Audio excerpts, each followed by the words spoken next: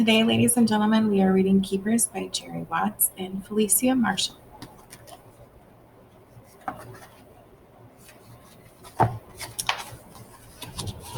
Here's our first picture.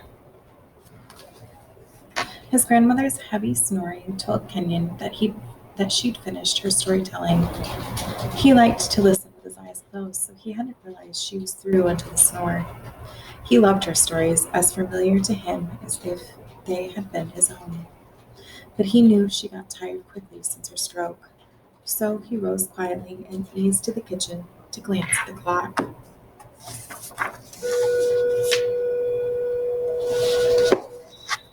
Nearly 4 o'clock, he whispered. He could just make it to the ball field if he left now. His tired old glove lay in his room beside the reminder he'd printed in big, bold letters, 92 Saturdays.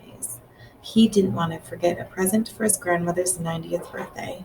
Kenyon pounded his cracked glove with his right hand. He didn't have to worry about that yet. He tiptoed to the front door. "Where you think you're going, boy?" Kenyon's quiet, easy glide to freedom was frozen by his grandmother's words. "To play baseball," he mumbled. "Did you finish your homework?" she demanded.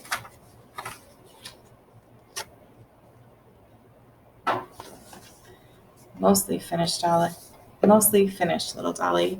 From the corner of his eyes, he saw the white hair snap around. Kenyon let the door fall shut and turned as his grandmother lit into him. Mostly? Mostly's not good enough, child. There's some things can't be done mostly. Can't mostly be dead. You're either dead or you're not. Can't mostly be crazy. You're either crazy or you're not.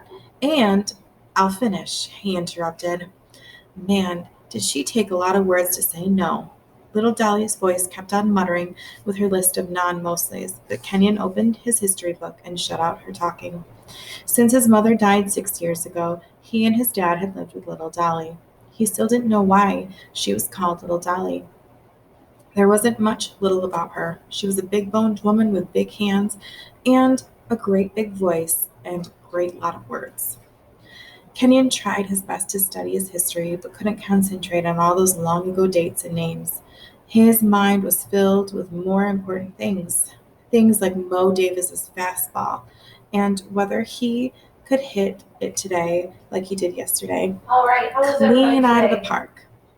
Mo thought he was some kind of pitcher with his real leather glove, but Kenyon didn't mind on days like yesterday, days when Kenyon felt like a hitting machine that could not be denied.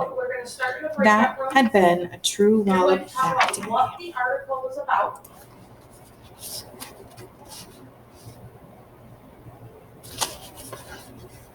By the time Kenyon reached the park diamond, he had to take leftovers on team and position. "It's about time," Mo taunted. "Did you have to help your granny into the sun?" Kenyon's knuckles burned as he clenched his fist tightly. He didn't like to hear little Dolly spoken of poorly. So much for another wallop that day, he thought.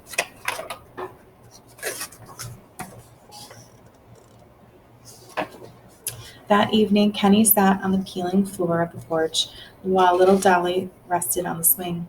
"Tell me a story, little Dolly," he begged. "You tell instead," she answered. "Tell about the stories you read in your history book." "Aw, those are boring." Kenyon pushed the swing gently. The only good stories I can tell are about baseball, and you don't care about that." "That's true enough, I suppose," little Dolly agreed. "But a good storyteller can make you care with how she weaves the tale.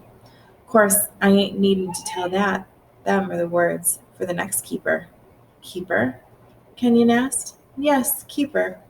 Of stories and legends.